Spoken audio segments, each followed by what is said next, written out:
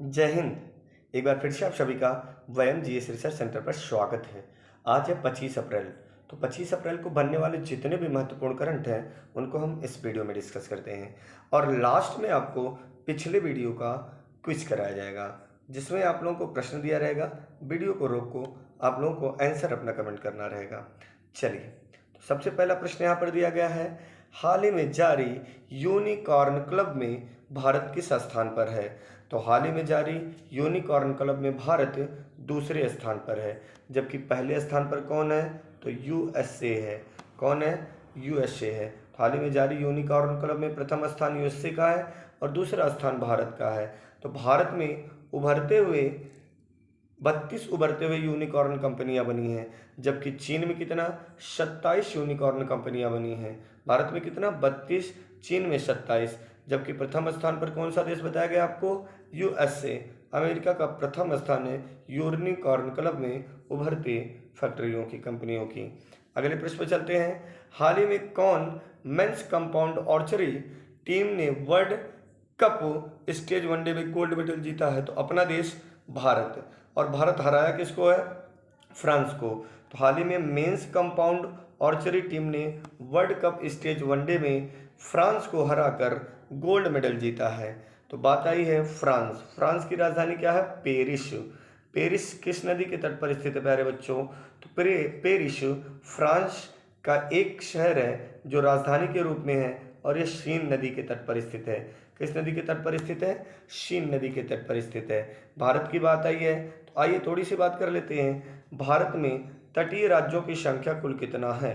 तो भारत में तटीय राज्यों की संख्या 9 है, जिसमें पश्चिम में 5 और पूर्व में 4 तटीय राज्य हैं। क्लियर है? कुल स्थलीय सीमा कितना बनती है? याद रखना 15,200 किलोमीटर की बनती है। क्लियर है? जलीय सीमा मुख्य भूमि की कितना है? 6100 किलोमीटर है। क्लियर है?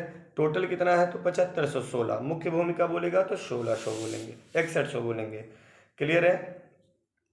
तो भारत के ओलंपिक मेडलिस्ट पहलवान रवि दहिया, तो रवि दहिया ने मंगोलिया की राजधानी में उलान बटोर में हो रहे एशियाई कुश्ती चैंपियनशिप में कौन सा पदक जीता है? तो स्वर्ण पदक जीते हैं। कौन से पदक जीते हैं? स्वर्ण पदक जीते हैं। तो जो रवि दहिया हैं, याद रखेंगे, एशियाई कुश्ती चैंपियनशिप में स्वर्ण पदक जीते हैं। और ये कितने भार वाले में जीते हैं? तो 57 केजी। कितना बाबू? 57 केजी। 57 केजी यानी जो आपकी एशियाई कुश्ती चैंपियनशिप है उसमें रवि दहिया गोल्ड मेडल, स्वर्ण पदक जीते हैं। क्लियर है? जबकि बजरंग पुनिया, किसकी बात कर लेते हैं हम? बजरंग पुनिया 65 किलोग्राम भार वाले में रजत पदक मात्र पाए हैं। क्या? तो रजत पदक से ही उन्हें संतोष करना पड़ा, रजत पदक। याद रखेंगे बजरंग पुनिया। जबकि रवि दहिया स्वर्ण पदक पाए हैं एशियाई कुश्ती चैंपियनशिप में। कहाँ पर हो रहा है यह भी याद रखेंगे। तो मंगोलिया की राजधानी उलान बटोर में हो रहा है। कहाँ पर? मंगोलिया की राजधानी उलान बटोर। एक पॉइंट यह याद करने हैं। और रवि दहिया एशियाई चैंपियन कुश्तीशिप में कौन सा पदक जीता? स्वर्ण पदक जीता। किस ग्राम में? यानी तो आपका 57 किलोग्राम। और बजरंग पुनिया 65 किलोग्राम भार वाले में कौन सा पदक जीता? तो रजत पदक। उम्मीद करते हैं सारी बात आपके दिमाग में बैठ गई होगी। अगला प्रश्न कह रहा है, विश्व पुस्तक दिवस कब मनाया जाता है? तो विश्व पुस्तक दिवस मनाया जाता है 23 अप्रैल को मनाया जाता है। विश्व पुस्तक दिवस कब मनाया जाता है? 23 अप्रैल को मनाया जाता है। अच्छा, अब बात करते हैं 23 अप्रैल को विश्व पुस्तक दिवस मनाया जाता है तो 2022 की थीम क्या है? तो देखेंगे थीम क्या है, पढ़ो ताकि आप कभी अकेला अनुभव ना करें। क्या है? पढ़ो ताकि आप कभी अकेला अनुभव ना करें। ये 2022 की थीम है किसकी? विश्व पुस्तक दिवस की, यानी 23 अप्रैल को। क्लियर है ना? जल्दी से बोलेंगे आप लोग। अगले प्रश्न पर चलते हैं, हाल ही में यूके के प्रधानमंत्री, तो यूके के प्रधानमंत्री कौन है? Boris Johnson. तो हाल ही में यूके के प्रधानमंत्री बोरिस जॉनसन द्वारा जेसीबी निर्माण के लिए किस शहर में निर्माण इकाई का उद्घाटन किया है?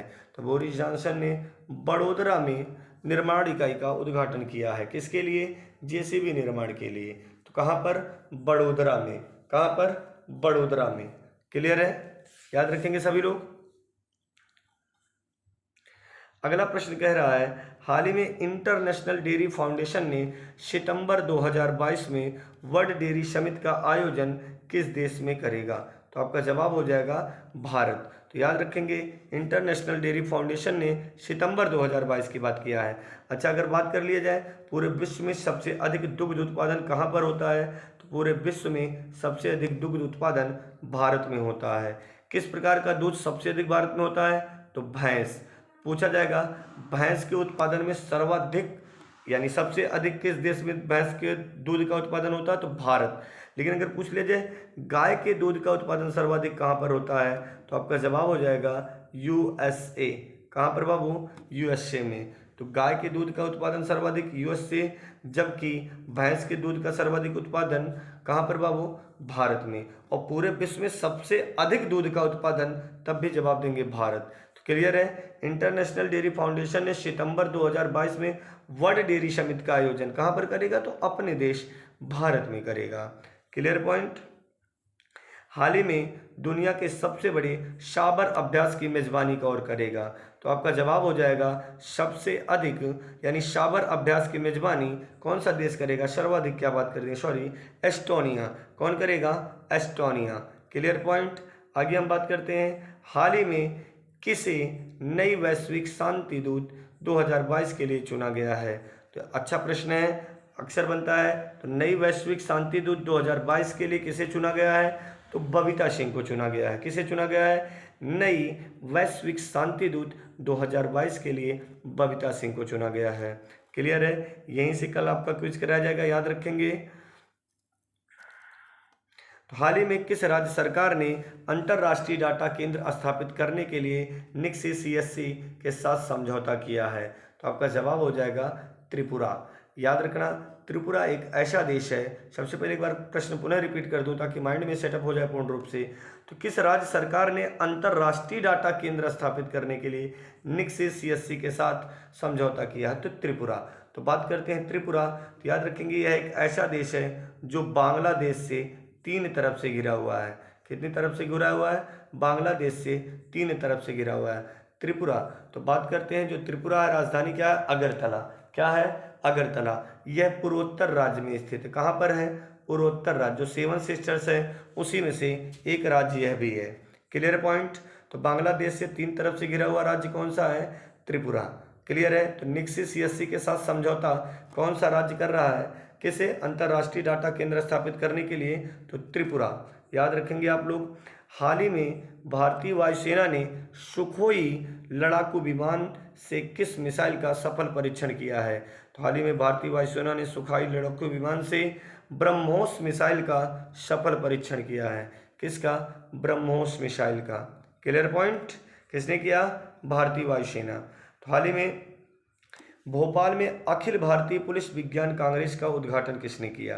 तो अखिल भारतीय पुलिस विज्ञान कांग्रेस का उद्घाटन गृह मंत्री अमित शाह ने किया। किसने किया? गृह मंत्री अमित शाह ने किया। कहाँ पर? भोपाल में। भोपाल में अखिल भारतीय पुलिस विज्ञान कांग्रेस का उद्घाटन अमित शाह ने किया। तो बात आई है भोपाल। तो आपको बताना है भोपाल गैस त्रासदी कब हुआ था? तो 2-3 दिसंबर में 1984। क्या? 1984। कौन सी गैस निकली थी? तो मिथाइल आइसोसाइनाइड। क्या बोलेंगे? मिथाइल आइसोसाइनाइड गैस निकली थी। ठीक है ना। तो भोपाल गैस त्रासदी याद रखेंगे, अक्सर बनता रहता है। तो भोपाल में अखिल भारतीय पुलिस विज्ञान कांग्रेस का उद्घाटन किसने किया? तत्कालीन गृह मंत्री अमित शाह जी ने किया है। Clear point. हाल ही में विलिटी इलेक्ट्रिक इंक ने दुनिया की सबसे बड़ी इलेक्ट्रिक हीटर फैक्ट्री किस राज्य में स्थापित करने की घोषणा की है? क्या कह रहा है? ध्यान देंगे।